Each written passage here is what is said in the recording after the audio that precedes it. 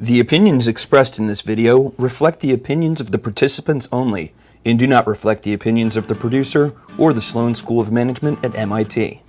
The Sloan School of Management and/or the Massachusetts Institute of Technology in no way endorse this video. Located in Cambridge, Massachusetts, the Sloan School of Management at MIT is regarded as perhaps the most quantitative business school in the world. It is widely recognized as a top business school, particularly in logistical topics such as finance, economics, operations, supply chain management, and information technology. Entrepreneurship is also a strength, particularly in the technology field. These strengths can be partially attributed to the school's close relationships with the other branches of MIT.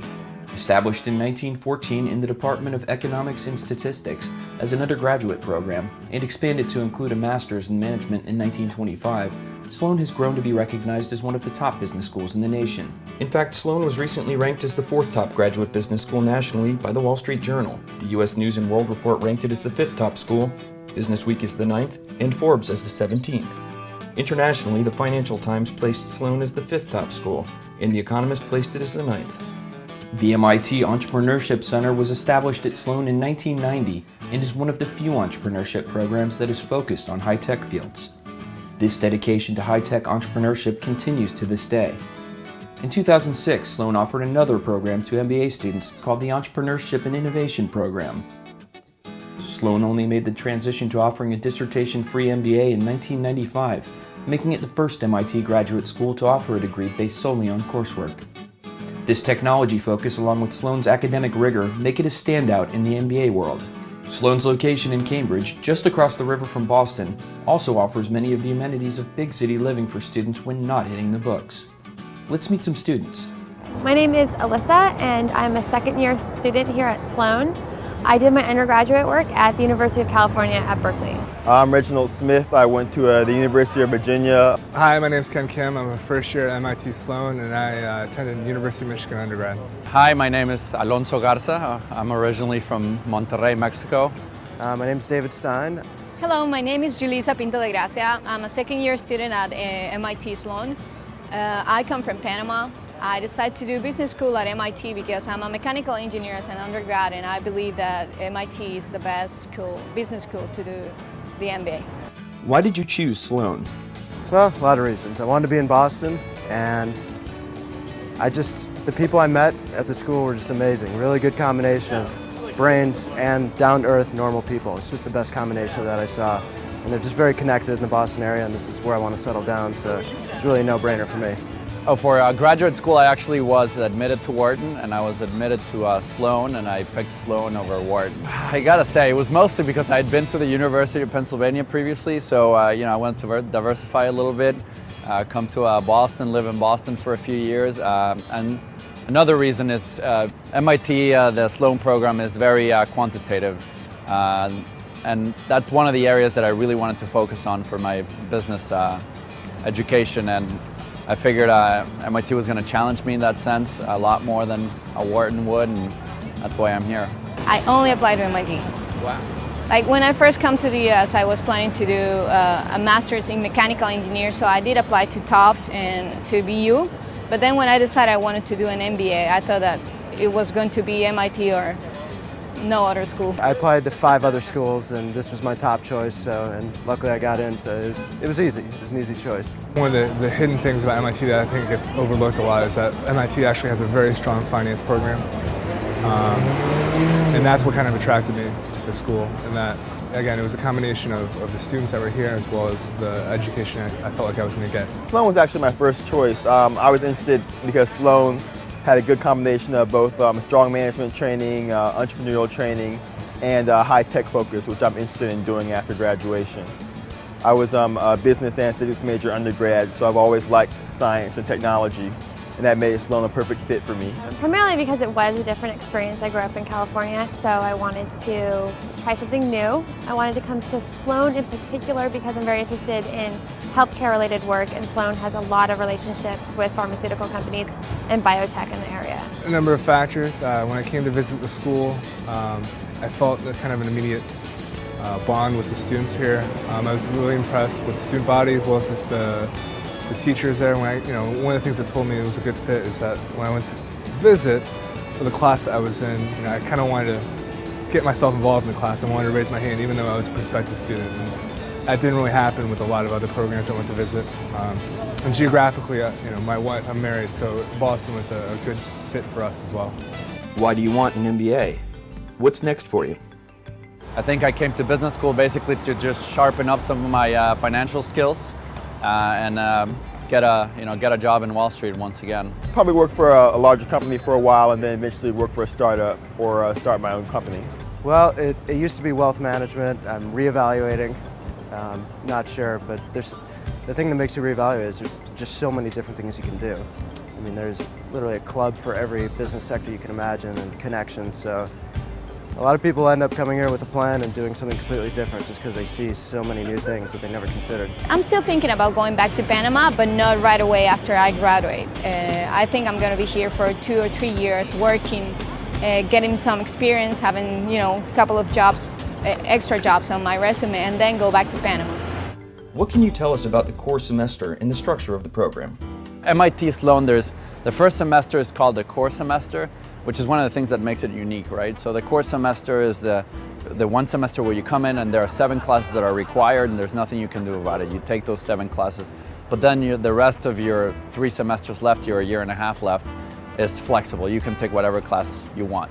So the only requirements at MIT are the classes you have during the core semester. I think it's typical for any first-year MBA. I mean, it's pretty heavy.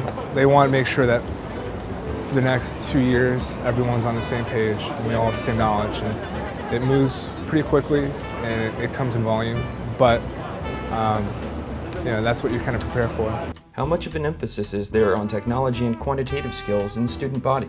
I mean, MIT in some ways is very self-selecting in that there is that perception.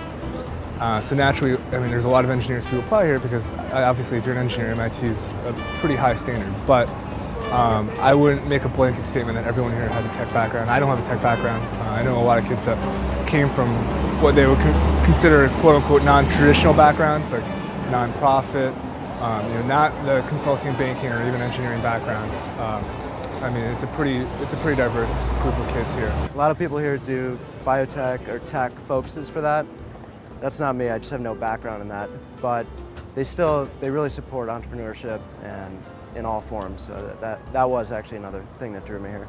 Yes, I wanted to get a little bit more robust with quantitative analysis. So Sloan offers a wide range of both breadth and depth in quantitative analysis. So I'm able to do a lot of modeling, also specifically for the healthcare related classes, professors, and contacts.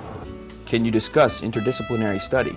You can cross-register at Harvard, and I'm just trying to get the first semester is all planned for us. It's the core curriculum, and it's pretty brutal and time-intensive, so I haven't looked ahead that far, but yeah, I'll probably do something like that. That's a really good opportunity, particularly for people who are tech-oriented, to be able to go take classes in the engineering or the science areas of this college. It's an amazing opportunity. Sloan, I think the biggest strengths, in my opinion, are part of its technology focus, and through that they have a connection with MIT, so that if you are interested in technology, this makes it a perfect match because it's great because they have all this science technology going on here, and they have many ways to connect it in the Sloan, like TechLink, which helps connect engineers, scientists, and people from all over Sloan, and other programs. So I think it's very good for that. They have an allocation for a number of classes you can take outside of the MIT Sloan curriculum. I think they recognize that there are a wealth of opportunities outside of Sloan, and they're very accommodating in that, I mean, we have links with so many different areas of the campus, and we have access as well to a lot of great researchers outside of business, and they recognize there's so much crossover between what we're studying and what they're working on that, I mean, we can help each other out just through our interactions. How significant would you say that the alumni network is? Oh yeah, alumni connection is very strong. They have an alumni mentoring program here, and many alumni have come back either to help advise or to help recruit for their respective companies. And so the alumni network, from what I've seen, is very strong, and it's very useful if you use it the right way. How do you like Boston? The whole Boston area has a lot of rich resources, so I mean, Sloan, it's a good place to go to school. I mean, the whole world here isn't just MIT, so I mean, there are lots of schools around here and lots of resources, so choosing Sloan isn't just choosing Sloan, you're choosing a whole area as well that you can help grow in. Well, West Coast is very focused on outdoor activities. Everyone goes mountain climbing on the weekends, and so not so much out here. So it's a little different. I don't know if it's Boston in particular, but that's just been my experience, is that less interest in outdoor activities. I love it. I mean, I'm a city person, and it's got some of a feel of a small town, but it's an urban setting. You know, people here are generally very nice. There's a lot to do in the city itself, and it's very accessible. Again, like, it's a city where you don't necessarily need to have a car if you don't want to, but it's big enough where you're not doing the same thing every single day. It's just a lot of options. How are the winters? Boston is a great city. The only thing that I sometimes fear are the winters, right? Last winter was horrible. There was like snow up to my nose, basically. And that's something that I enjoy outdoor activities. And, you know, that's something that winter comes around and then you can't really go for a run outside anymore. But, you know, right now it's just gorgeous. It doesn't get much better than this. And the summer is very nice and spring is very nice. It's just winter that I'm a little, you know, a little negative about. But Boston in general is a great city. I love the student environment. You have so many, you know, different schools here on Harvard and MIT and Tufts and BU and BC, and it's just very international city as well, and that just adds to the whole flavor of the city, right? Boston, Cambridge is just phenomenal. Yeah, the winter was new. I had never seen snow fall before I came to Sloan, so it was definitely something new for me. I used to adjust like anything else. I mean, you just get used to it. So putting on a scarf and a hat and 3 layers is now something I'm very used to and very comfortable doing.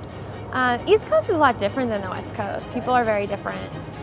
So I think that's actually been the hardest thing to adjust to, actually. It was very tough, especially coming from a very hot, tropical and humid country. It was very difficult. That's actually one of the problems I have so far. Not with the people, not with the university, not with the workload, but with the weather. How have you found the social life at Sloan?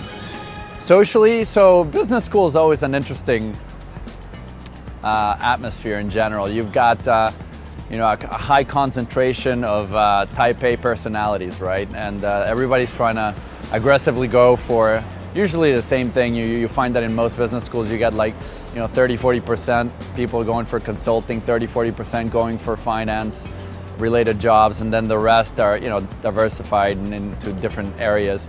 But it's you know, I find the MIT group of people here to be, even though they're type A personalities, aggressive in their job search and things like that, to be very down-to-earth people compared to other places that I visited and been to, and from talking with friends that are other business schools.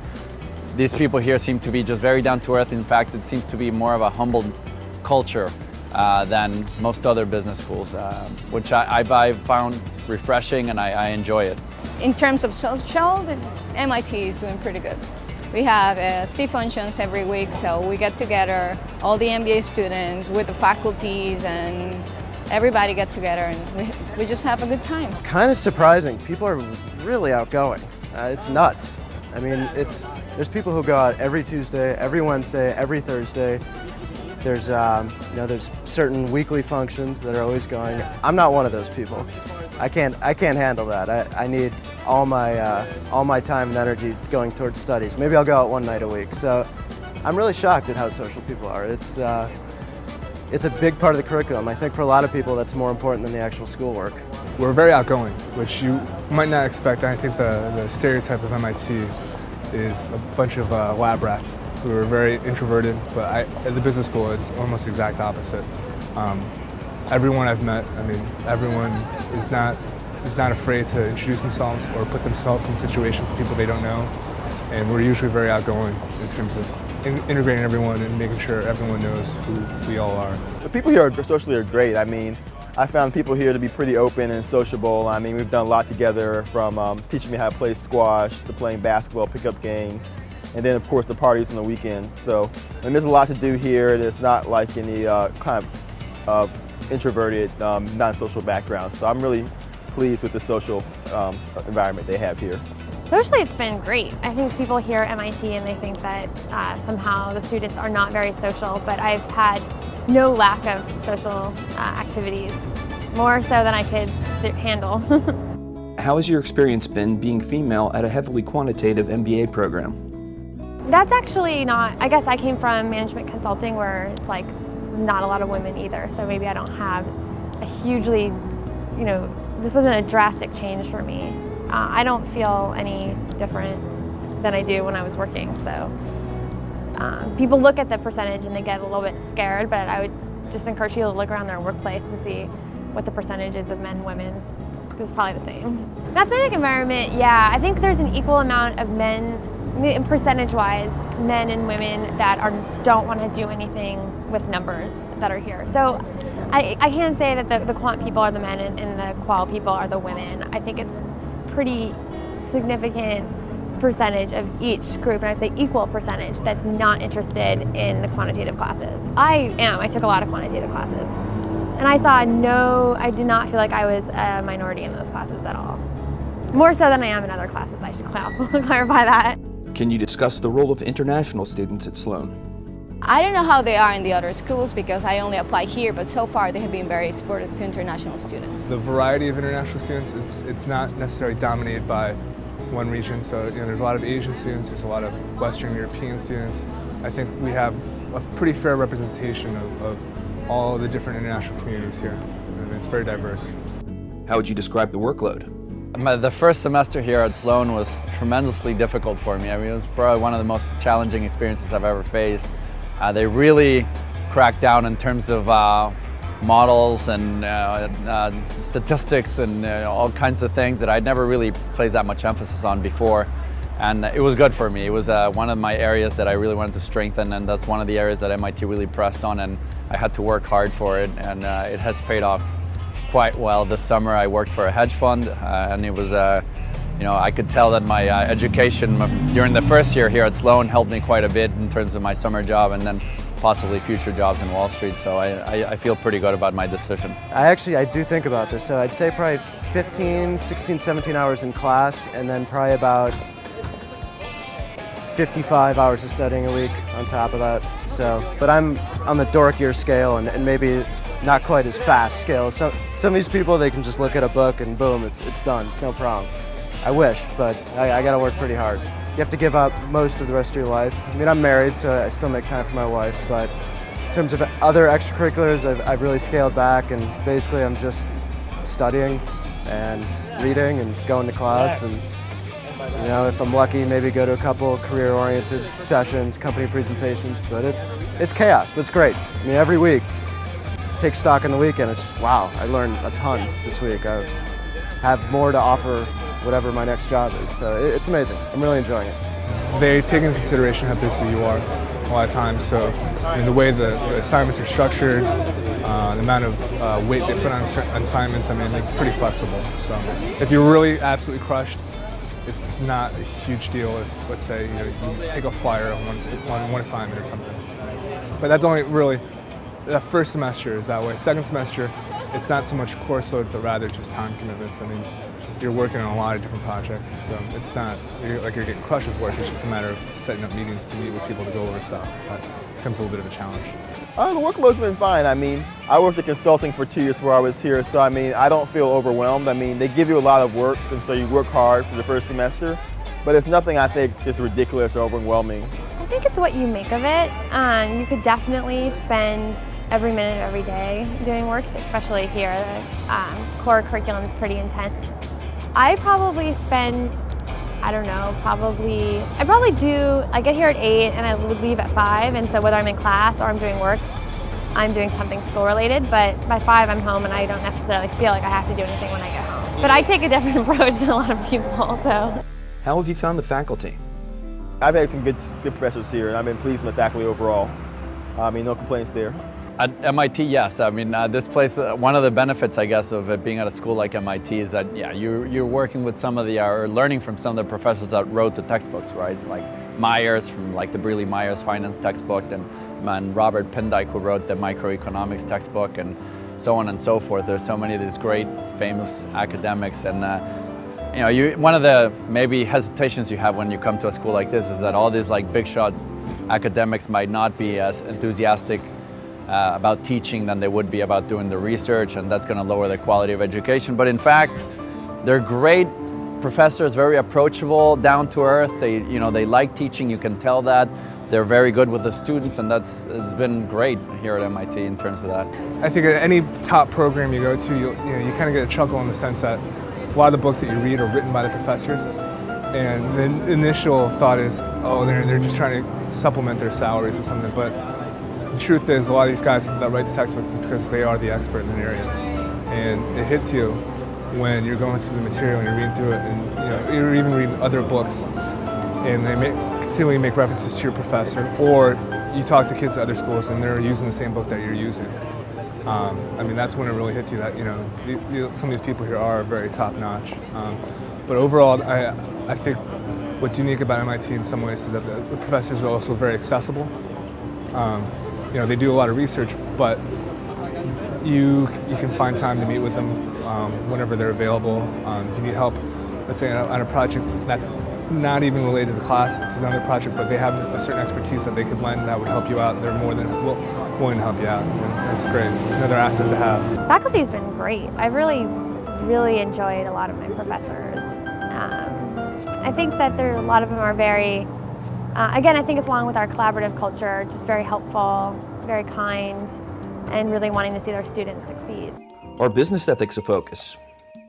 Yeah, when we had our orientation, we had 3 1.5-hour segments on corporate ethics and the law, and there are additional ethics classes you can take as to like to take in later parts of the year. I mean, the first semester there's no core class on ethics, but there are classes you can take after this semester that emphasize business ethics and corporate governance, etc.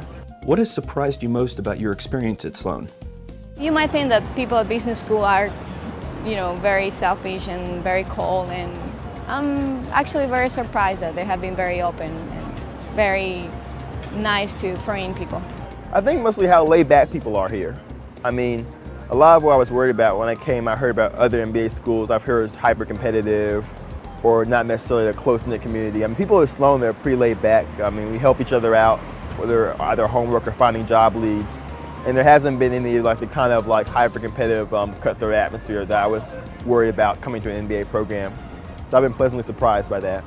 I think how much fun I'm having. I think you hear school and I don't know, I mean, some people think that's a lot of fun. I was picturing a lot more work. I think an MBA is not necessarily as academically rigorous as other disciplines, so you have a lot of free time, or you can manage your time, I think, a little bit better. So, and I think also I didn't anticipate how much recruiting for a job is part of the experience. So going to class actually kind of takes lower precedence over going to interviews and recruiting functions. Do you need a car to go to school here? No, not at all. There's a lot of public transportation options if you live here. You don't need a car. I have one. Waste a lot of money on it, but I'm just spoiled. I've always had one. No, actually not. It's very difficult to find a parking in Boston, and MIT have the shuttles, and we have the T right around the corner, and I live very close to campus, so no, I don't need a car. I have a car here. Boston has good public transportation, so it's not essential, but it's also always helpful if you want to go to other areas, like if you want to go to outside Boston, to Cape Cod or something like that, or just going and running errands around. It's helpful. And the parking here is, MIT has discounted parking here, so it makes it cheaper to have a car on campus, but it's not essential.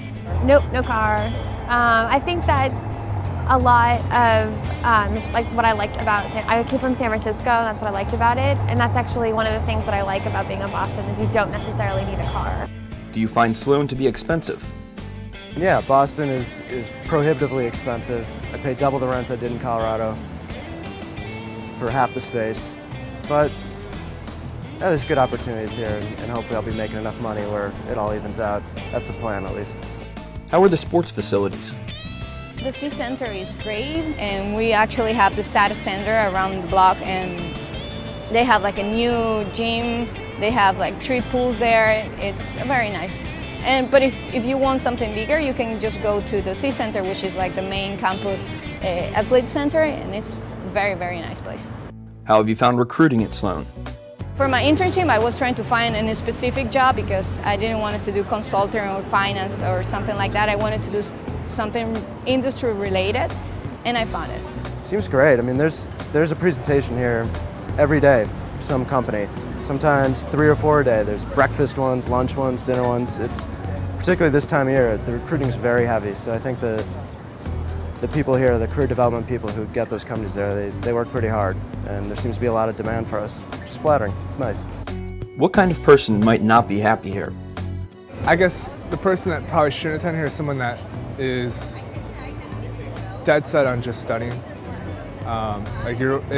You miss out. I think in general, you miss out on a lot if you put too much of a focus on the coursework, because I think, in essence, business school is an opportunity for you to meet a lot of people and to experience a lot of different things. And if you focus too heavy on schoolwork, you miss a lot on a lot of that stuff. Not to say that you blow off your schoolwork, but there's a balance between how much you study, how much you're networking, and then the better you can balance it to, the more beneficial your experience is going to be. So if you're coming here with the mindset that I'm here just to study and to work on my knowledge base, then I think you're going to miss out on a lot of really unique opportunities at the school that you might not have at other schools.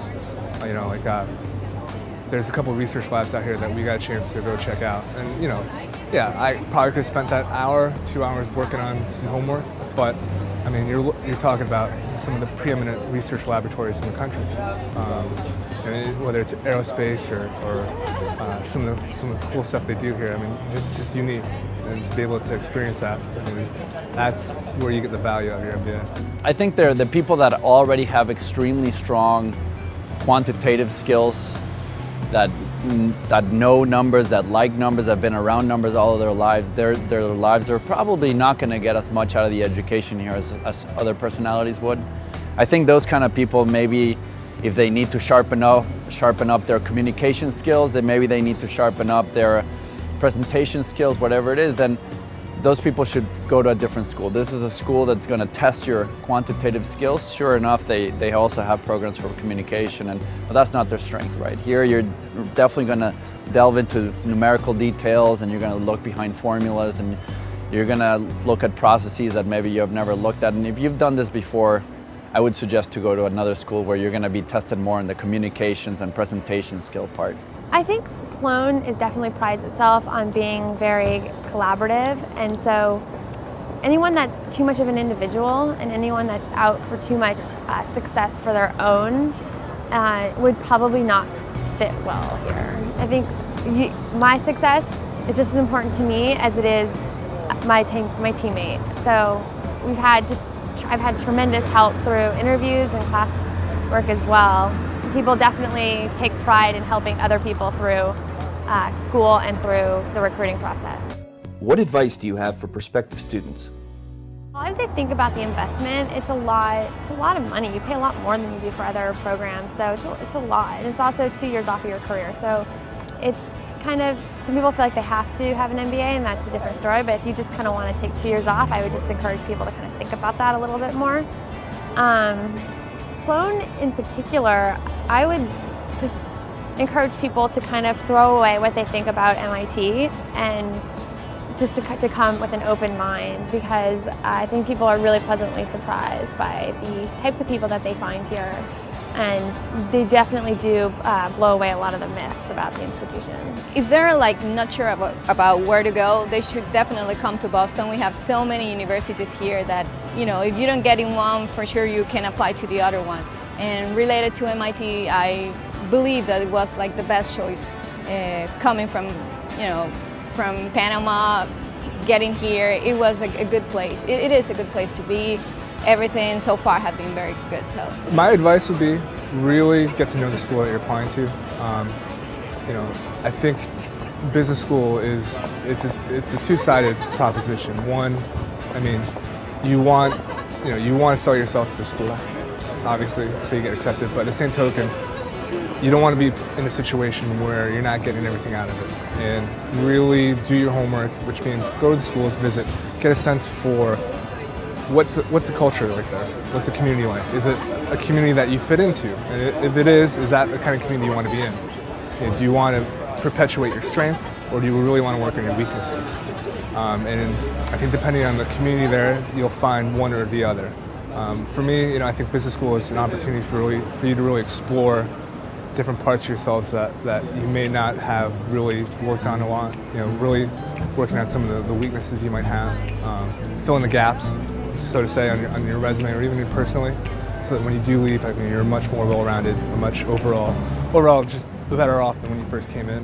And I think each school has a strength and it has a weakness, and just match those up to what you have and what you're looking at get out of business school. In general, I would say start early and try to focus down what you want and where you really want to go. Don't just try to apply to 10 or grad schools hoping you get in one of them.